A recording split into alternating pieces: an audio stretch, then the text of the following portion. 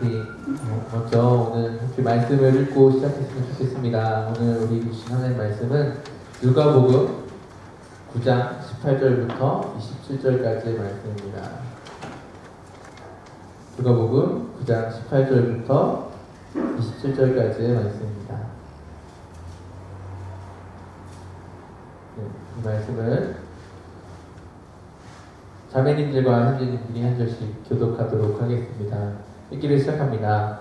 예수께서 따로 기도하실 때 제자들이 주와 함께 있더니 물어 이르시되 우리가 나를 누구라고 하느냐. 대답하여 이르되 세례 요한이라 하고 더러는 엘리야라 더러는 옛 선지자 중에 한 사람이 살아났다 하나이다. 예수께서 이르시되 너희는 나를 누구라 하느냐.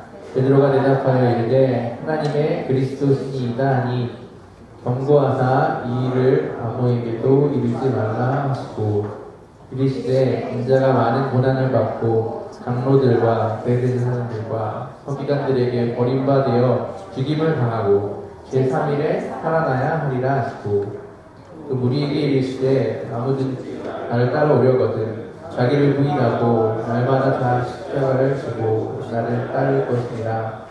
누구든지 제 목숨을 구원하고자 하면 잃을 것이요 누구든지 나를 위하여 제 목숨을 잃으면 구원하리라. 사람이 만일 온 천하를 얻고도 자기를 듣지 빼앗기든지 하면 무엇이 유익하리요. 누구든지 나와 내 말을 부끄러워하면 인자도 자기와 아버지와 거룩한 천사들의 영광으로 올 때에 그 사람을 부끄러워하리라. 내가 참으로 너희에게 이르니 여기 서 있는 사람 중에 죽기 전에 하나님의 나라를 볼 자들도 있느니라. 아멘. 네, 지난주에 이어서 오늘 함께 말씀을 나누고 싶은 것은 제자들에 대한 말씀입니다. 오늘 말씀의 제목처럼 예수님을 따를 것인가, 이 말씀은 예수님의 제자가 될 것인가 이렇게 바꿀 수도 있겠죠. 세상에는 많은 교회가 있습니다.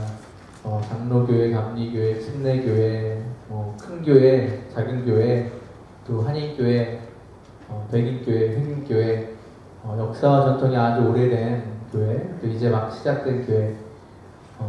그 중에 이제 개척교회라는 말은 특별히 어떤 한 목회자가 자신만의 기도에서 받은 어떤 목회 철학을 가지고 시작한 교회입니다. 이번 주 설교를 좀 준비하면서 이런 상상을 해봤습니다. 만약 예수님께서 교회를 개척하셨다면 그 교회는 어떤 모습이었을까 하는 상상입니다. 예수님은 교회의 머리이시고 모든 교회는 예수님으로부터 시작되었지만 예수님께서 우리가 생각하는 이런 교회를 딱 개척을 하신 적은 없으셨죠. 하지만 우리 복음서에 나와 있는 이 예수님의 공생의 시절의 모습, 공생의 시절에 예수님께서 가르치셨던 그 말씀들을 통해서 예수님께서 만약 교회를 개척하신다면 교회는 이럴 것 같다라는 나름대로 상상을 해볼 수 있을 것 같습니다. 제가 한번 그런 상상을 해봤는데 일단 제가 생각했을 때 예수님이 교회를 개척하셨다면 그 교회는 분명히 사람들이 아주 넘쳐나는 교회였을 것입니다. 그렇죠. 예수님이 공생의 당시에 예수님은 어딜 가든지 많은 사람들을 몰고 다녔던 분이셨습니다. 많은 사람들은 예수님의 권위 있는 말씀, 또 재미있고 파격적이면서도 설득력 있는 말씀, 성경의 핵심을 뽑아서 인간의 삶을 빼뚫는 그런 말씀에 이끌렸습니다. 또 예수님께서 행하셨던 기적은 어떠했습니까? 예수님은 5,000명을 먹이셨고요. 병든 자를 고치시고 수많은 기적을 보여주셨죠. 그리고 예수님의 기적에 많은 가난하고 배고픈 사람들, 병들고 아픈 사람들이 예수님께로 나왔습니다. 그러면 예수님께서 만약 교회를 개척하셨다고 한다면 이 예수님이 개척하신 교회에는 이런 예수님의 말씀 그리고 예수님의 기적으로 인해서 많은 사람들이 몰려올 것입니다. 그렇죠? 예수님의 개척교회는 분명 이러한 이들에게 열려있는 교회일 것입니다. 그런데 저는 예수님의 개척교회는 예수님 개척교회를 하셨다면 또한 이 많은 사람들이 몰리는 교회인 동시에 그 교회는 많은 사람들이 떠나가는 교회였을 것이라고 생각합니다. 그 이유는 바로 예수님의 가르치심 때문입니다. 예수님의 가르치심은 대중을 위한 것이었지만 대중적이지는 않았습니다. 모든 사람들을 위한 것이었지만 모든 사람들이 그냥 기쁘게 받아들일 만한 어떤 것들은 아니었습니다. 예수님의 공생의 당시에 예수님의 말씀을 듣기 위해서 많은 사람들이 몰려왔던 것이 사실이지만 예수님이 말씀을 딱 전하시고 나면 그 말씀을 받아들이지 못하는 많은 사람들이 예수님을 떠났다고 이야기하고 있는 것을 우리는 복음서 말씀을 통해서 찾아볼 수 있습니다. 요한복음 6장 66절에서는 예수님을 따라다니는 제자들이 실제로 예수님의 가르치심을 듣고 떠나가는 장면이 기록되어 있습니다. 제가 한번 읽어보면 그때부터 그의 제자 중에서 많은 사람이 떠나가고 다시 그와 함께 다니지 아니하더라 라고 이렇게 나와 있습니다. 왜 그들은 그렇게 좋은 말씀 그리고 또 놀라운 기적 그리고 때로는 먹을 빵까지 제공되는 예수님의 곁을 떠나갔을까요? 그 이유는 이렇게 설명할 수 있을 것입니다. 예수님의 가르치심은 삶을 통째로 뒤흔들어 놓는 말씀이었기 때문에 그 말씀이 그 삶을 흔들어서 뒤집혀서 그 말씀 가운데 완전히 내가 바뀌어서 살아가고 싶지 않은 그 사람 그런 사람들은 그 말씀을 계속 하시는 그리고 그 말씀을 통하여서 나를 막 흔드는 그 예수님을 끝까지 따를 수 없었던 것입니다. 예수님이 오늘날 교회를 개척하셨더라도 그것은 마찬가지였을 것입니다. 수많은 사람들이 교회를 찾았을 것이지만 예수님의 말씀을 받아들이지 못하는 많은 사람들이 교회에 끝까지 남아있지 못했을 것입니다. 그들에게는 예수님의 말씀이 때로 너무 가격하고 너무 급진적이고 너무 찔리기 때문에 그래서 그들을 불편하게 만들고 그들의 삶을 흔들어 놓기 때문에 그들은 아마 좀 더 편안한 그리고 좀 더 무난한 교회 적당한 어떤 타협점을 좀 찾아주는 그런 교회 굳이 내 생각과 내 방식 내 삶의 방식을 바꾸지 않아도 괜찮은 그런 교회를 찾아 떠났을 것입니다. 많은 사람들이 그런 교회를 찾아서 떠날 때 예수님께서는 정말 안타까운 마음으로 그들을 바라보셨겠지만 그렇다고 해서 예수님이 자신이 개척하신 그 교회를 그들의 입맛에 따라서 그들의 입맛에 맞는 교회로 바꾸지는 않으셨을 것입니다. 예수님 결코 사람들의 인기를 끌기 위해서 교회의 본질을 그리스도인이 된다는 것의 그 본질을 타협하지는 않으셨을 것입니다. 우리 본문 말씀에서 우리가 이 본문 말씀을 통해서도 예수님의 이러한 모습을 찾아볼 수 있습니다. 오늘 우리가 함께 읽은 이 본문은 예수님을 누구라고 무리들이 생각하느냐라고 제자들에게 예수님께서 질문을 던지시면서 시작합니다. 많은 무리들은 예수님을 세례 요한이나 또는 엘리야 선지자 중에 한 명이라고 생각했지만 예수님의 수지자였던 베드로는 예수님은 하나님의 그리스도십니다 라고 고백합니다. 베드로의 이 고백은 한마디로 말하면 정답이었습니다. 그렇죠? 예수님 그리스도이시고 메시아였습니다. 그것은 예수님이 아마 이 질문을 던졌을 때 제자들로부터 듣기 원했던 그러한 답이었을 것입니다. 그런데 물론 이제 베드로와 그 다른 제자들의 머릿속에 있는 이 그리스도라는 개념은 아마도 예수님이 말하는 그리스도라는 개념과는 분명히 달랐을 것입니다. 제자들은 그리스도가 이스라엘 민족을 이 로마 제국으로부터 구원해낼 어떤 정치적인 구원자라고 생각하고 있었다고 한다면 실제로 예수님께서 예수님이 그리스도이시다라고 했을 때 그 예수님 그리스도이신 것은 이스라엘 민족뿐만 아니라 모든 인류를 위해서 죄로부터 그들을 구원해내실 십자가에 달려 돌아가심으로써 죄로부터 그들을 구원해내실 영적인 구원자였다는 것이 다른 점입니다. 그래도 일단은 정답이니까 그냥 분위기 좋게 그래 너 잘 맞았다 그냥 넘어갔을 수 있었을 텐데 예수님은 여기서 꼭 분위기를 깨는 말씀을 굳이 하십니다. 22절을 보면 이렇게 말씀하시죠. 인자가 많은 고난을 받고 장로들과 대제사장들과 서기관들에게 버림받아 죽임을 당하고 제3일에 살아나야 하리라 라고 굳이 말씀을 하신 것입니다. 그 전까지 정말 좋았던 분위기잖아요. 예수님 그리스도십니다. 딱 멋있게 이야기했고 그래 그 말이 맞다. 그 말이 맞다라고 얘기했는데 갑자기 이 분위기가 순간적으로 냉각이 되었을 것입니다. 그래 예수님 그리스도시지 예수님은 승리하실 거야. 예수님은 이 로마 제국으로부터 우리를 구원해내실 거야 라고 생각하고 있었던 이런 분위기였는데 갑자기 인자가 많은 고난을 받고 그것도 모자라서 버림받아 죽임을 당하기까지 한다니 아니 이게 대체 무슨 소린가 이게 무슨 뭐하자는 말씀이신가 제자들은 분명 이런 마음이 들었을 것입니다. 게다가 나중에 제3일에 살아나야 하리라 라고 이렇게 예수님께서 말씀하시니까 이거 도무지 맨정신에 이해가 안 되는 말씀이다. 좀 논리적으로 이성적으로 가능한 이야기를 하셔야지 제자들은 아마 속으로 이렇게 생각을 했을지도 모르겠습니다. 예수님 좀 말도 안 되는 이런 분위기 깨는 그런 이야기는 좀 하지 마시기 바래요. 예수님 그렇게 말씀하시면 사람들 떠나갑니다. 기껏 좋은 말씀 해놓고 또 5천 명을 지금 먹여 놓으시고서 갑자기 왜 분위기를 망쳐 놓으시려고 하시는 겁니까? 제자들은 아마 속으로 그렇게 생각했을지도 모르겠습니다. 그런데 그래도 예수님은 그것에 아랑곳하지 않고 거기다 한 말씀을 더 덧붙이십니다. 뭐라고 하십니까? 23절 말씀입니다. 아무든지 나를 따라오려거든 자기를 부인하고 날마다 제 십자가를 지고 나를 따를 것입니다. 이거는 한번 화면에 띄워주시면 감사하겠습니다. 다시 한번 읽겠습니다. 아무든지 나를 따라오려거든 자기를 부인하고 날마다 제 십자가를 지고 나를 따를 것입니다. 정말 최악이죠, 여러분. 예수님처럼 동기부여를 못하시는 분도 정말 드물 것입니다. 보통은 이렇게 이야기해야 맞는 것입니다. 이거는 정말 너희들에게만 주어진 특별한 기회이거든. 나를 따라오면 내가 너희의 꿈을 이루어줄게. 나를 따라오면 영광의 면류관을 받게 될 거야. 얼마나 많은 사람들이 이렇게 이야기합니까? 이것이 사람들의 마음을 좀 이끌어낼 수 있는, 동기부여할 수 있는 말이죠. 이것이 얼마나 익스클루시브한 기회인지, 아무도 얻을 수 없는 기회라는 것을 알려주고, 그리고 이것을 통해서 얻게 될 어떤 영광과 복이 얼마나 대단한 것인지를 어필해야 사람들이 좀 달려들 텐데, 예수님께서 뭐라고 하셨습니까? 아무든지 나를 따라오려거든 자기를 부인하고 날마다 제 십자가를 지고 나를 따를 것입니다. 이래서 누가 좋아하겠습니까? 누가 좋아하겠습니까? 아마도 이야기를 들었던 많은 무리 중에서 많은 사람들은 뭐야 하면서 예수님을 떠났을 것입니다. 그런데 우리는 이 말씀을 좀 더 깊이 살펴보고 생각해 볼 필요가 있습니다.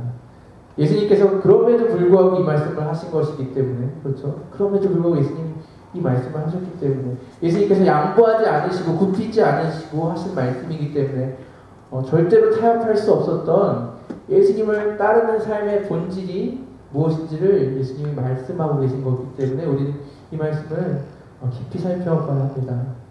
예수님을 따르는 삶, 그것은 어떤 삶입니까? 그것은 먼저 자기를 부인하는 삶입니다. 자기를 부인한다는 것은 어떤 삶을 이야기하는 것입니까? 자기를 부인한다는 것은 이제껏 자신을 위해서 살았던 것을 이제는 포기한다는 것입니다. 왜 사냐고 물으면 이전까지는 잘 먹고 잘 살기 위해서, 행복하기 위해서, 성공하기 위해서, 인정받기 위해서, 돈을 많이 벌기 위해서, 보람된 삶을 살기 위해서, 더 나은 세상을 만들기 위해서, 자아 성취를 하기 위해서 등등 다양한 답을 했을 것입니다. 그리고 이 모든 답에 공통된 주어가 있었는데요. 그 주어는 뭐냐면 바로 내가 아니었습니다. 그래서 내가 행복하기 위해서, 내가 잘 살기 위해서, 내가 돈을 많이 벌기 위해서, 내가 성공하기 위해서, 내가 인정받기 위해서, 내가 보람된 삶을 살기 위해서, 내가 더 나은 세상을 만들기 위해서, 이런 다양한 답이 있었던 것입니다. 하지만 자기를 부인한 삶은 그 주어가 아예 빠져버리거나 예수님으로 바뀌거나 아니면 다른 사람으로 바뀌는 것입니다. 내 삶의 주어가 더 이상 내가 아니라 예수님이 되는 것입니다. 예수님이 영광을 받으시고 예수님이 인정을 받으시고 예수님이 더 나은 세상을 만드시기 위해서, 다른 사람들이 잘 먹고 잘 살고 다른 사람들이 행복하기 위해서, 좀 더 적나라하게 말하면 자기 부인은 한마디로 노예가 되는 삶입니다. 예수님의 노예가 되는 삶입니다. 예수님에게 모든 것, 나의 모든 권리, 모든 자유, 모든 시간, 모든 재산, 모든 소원, 나의 존재 자체까지도 드린 삶을 이야기하는 것입니다. 예수님을 따르려거든 예수님의 노예가 되라는 것입니다. 노예는 어떤 존재입니까? 예수님은 노예가 어떤 존재인지를 알려주시는 아주 좋은 말씀을 해주신 적이 있거든요. 누가복음 17장 7절부터 10절 말씀 제가 한번 읽어보겠습니다. 너희 중에 누구에게 밭을 갈거나 양을 치거나 하는 종이 있어서 밭에서 돌아오면 그더러 곧 와 앉아서 먹으라고 말할 자가 있느냐? 도리어 그더러 내 먹을 것을 준비하고 띠를 띠고 내가 먹고 마시는 동안에 수종 들고 너는 그 후에 먹고 마시라 하지 않겠느냐. 명한 대로 하였다고 종에게 감사하겠느냐. 이와 같이 너희도 명령받은 것을 다 행한 후에 이르기를 우리는 무익한 종이라 우리가 하여야 할 일을 한 것뿐이라 할지니라. 노예는 한마디로 말하면 예수님께서 말씀하신 대로 순종하는 사람입니다. 거기는 어떤 핑계도 변명도 있을 수 없습니다. 내일부터 할게요. 내가 형편이 좀 나아지면 할게요. 안정이 되면 하겠습니다. 사업이 안정되고 내가 직장에 취직을 하고 내가 결혼을 하게 되면 할게요. 내가 아이를 낳고 애들이 좀 크면 하겠습니다. 라고 핑계를 댈 수 없습니다. 그것만큼은 안 됩니다. 내가 그 사람을 용서하는 것만큼은 안 됩니다. 나의 재산만큼은 건드리시면 안 됩니다. 나의 주말 스케줄만큼은 안 됩니다.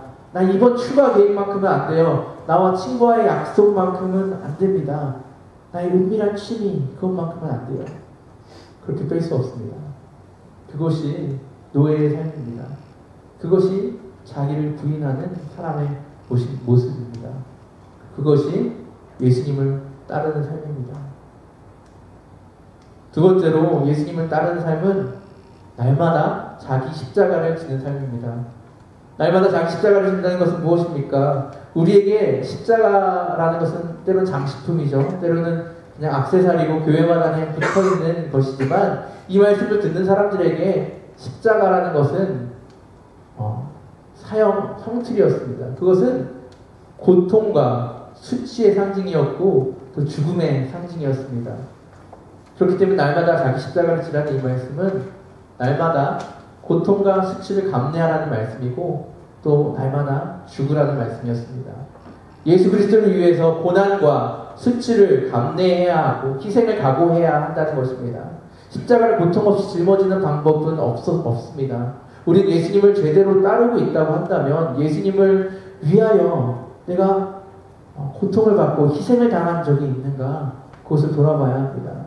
예수님을 따르기 위해서 뭔가를 잃은 적이 있는지, 예수님을 따르기 위해서 내가 회사에서 승진을 포기한 적이 있는지, 아니면 예수님 때문에 관계가 깨진 적이 있는지, 예수님 때문에 민망함을 당하고 누군가에게 욕을 먹은 적이 있는지, 예수님을 위해서 밥 한 끼를 들고 온 적이 있는지, 아니면 먹고 싶은 것을 내가 사 먹지 못한 적은 없는지, 고통이 없다면, 희생이 없다면, 최소한 약간의 불편함이라도 겪지 않았다면 우리는 십자가를 짊어지고 있지 않을 가능성이 높은 것입니다.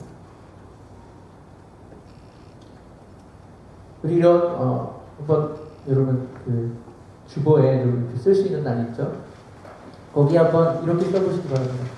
나는 예수님을 위하여 이것을 빈칸을 해놓고 포기한 적이 있다. 그리고 여러분 한번 집에 가서 생각해 보시기 바랍니다. 내가 이 빈칸에 뭔가 쓸 말이 있나? 나는 예수님 위해서 무엇을 포기, 희생한 적이 있다. 그 안에 내가 뭔가 쓸 말이 있나? 고민해 보시기 바랍니다. 더 나아가서 궁극적으로 날마다 십자가를 지는 삶은 어떤 삶입니까? 그것은 날마다 죽는 삶입니다. 날마다 자기 십자가를 지라는 명령은 앞에서 얘기했던 자기 부인과 비슷하지만 좀 더 강력합니다. 노예보다 더 심한 건 죽는 거죠. 죽은 사람은 자기 자신에 대해서 아무런 관심이 없습니다. 내가 무엇을 입을지, 아니면 내가 어떤 집에서 살지, 나의 결혼이나 심지어 나의 친구나 나의 가족에 대해서도 상관치 않습니다. 사람들이 나를 어떻게 생각할지, 그 사람들이 나를 인정하든지 말든지, 그들이 나에게 욕을 하든지, 내 앞에서 나를 능욕하고 나에게 뭐라고 하든지, 아니면 오히려 나를 칭송하고 찬양하여도 그것에 대해서 죽은 사람은 관심을 갖지 않습니다. 사도 바울은 갈라디아서 2장 20절에서 내가 그리스도와 함께 십자가에 못 박혔나니 그런즉 이제 내가 사는 것이 아니요 오직 내 안에 그리스도께서 사는 것이라. 이제 내가 육체 가운데 사는 것은 나를 사랑하사 나를 위하여 자기 자신을 버리신 하나님 아들을 믿는 믿음 안에서 사는 것이라고 이야기했습니다. 나는 죽었다. 십자가에서 완전히 죽었다. 그리고 더 이상 나는 사는 것이 아니고 그리스도께서 사시는 것이다 라고 이야기한 것입니다. 나는 없어지고 나는 죽고 예수님만이 나를 살아가는 것입니다. 그것이 십자가를 지는 삶이라는 것입니다. 더 나아가서 그 십자가를 지는 삶을 날마다 하는 것, 그것이 바로 예수님을 따르는 것이라고 이야기합니다. 제가 누군가에게 한번 이런 이야기를 한 적이 있었던 것 같습니다. 순교라는 것 정말 어려운 것이다. 근데 그것만큼 어려운 것이 아니면 어쩌면 그것보다 더 어려운 것, 그것은 매일 죽는 것이다 라고 생각한다는 것입니다. 우리가 순교는요, 대단한 각오가 있어야겠죠. 하지만 한 번에 끝나는 것입니다. 그렇죠? 하지만 매일 죽는 것은 매일 이루어져야 되는 것입니다. 매일 나의 성질을 죽이고, 매일 내 욕심을 죽이고, 매일 내 자랑과 자만을 죽이는 삶, 매일 내가 원하는 것을 죽이는 삶, 그것은 더 어려울 수도 있다는 것입니다.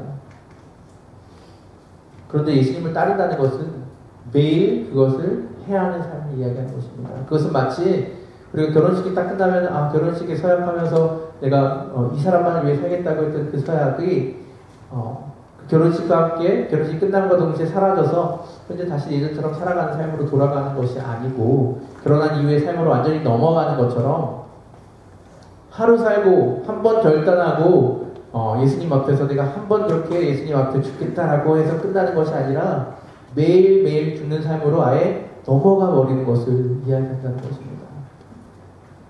그것이 날마다 자기 십자가를 지는 것이고 그것이 예수님을 따르는 삶입니다. 예수님을 따르는 삶, 그것은 자기를 부인하고 날마다 자기 십자가를 지는 삶입니다. 예수님께서는 이렇게 말씀하셨습니다. 나를 따르려거든, 아무든지 나를 따라오려거든 자기를 부인하고 날마다 제 십자가를 지고 나를 따를 것입니다. 예수님께서는 이 말씀을 하실 때 너희들은 반드시 나를 따라야 한다 이렇게 말씀하신 게 아니라 나를 따라오려거든 이렇게 해야 된다라고 말씀하셨습니다.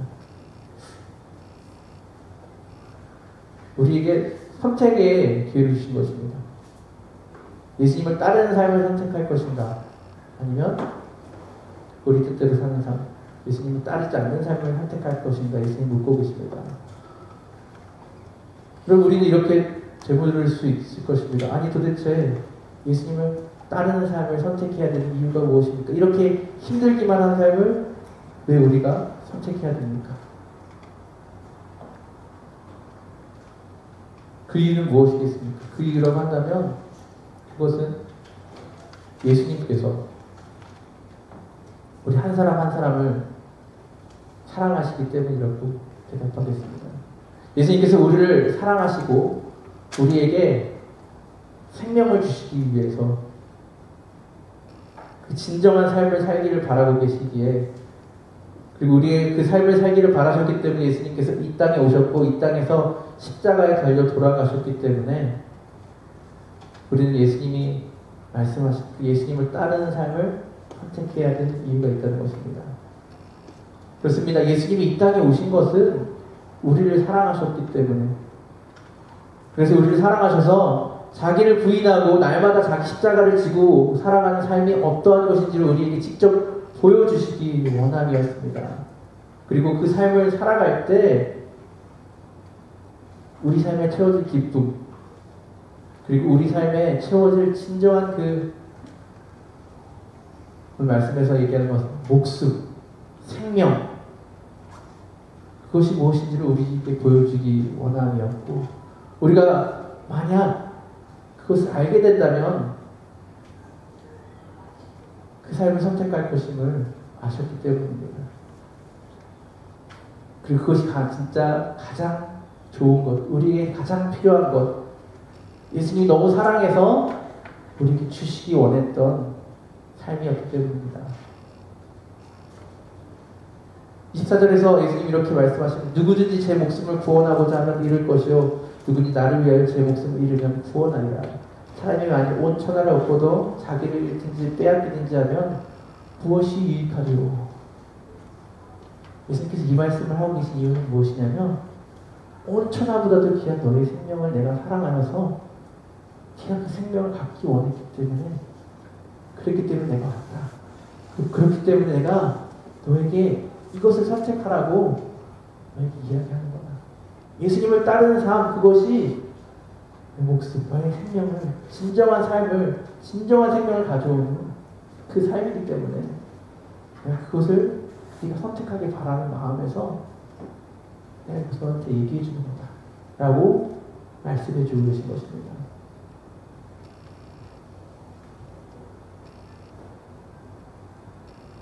그리스도인이 된다는 것은 주님을 따른다는 것입니다.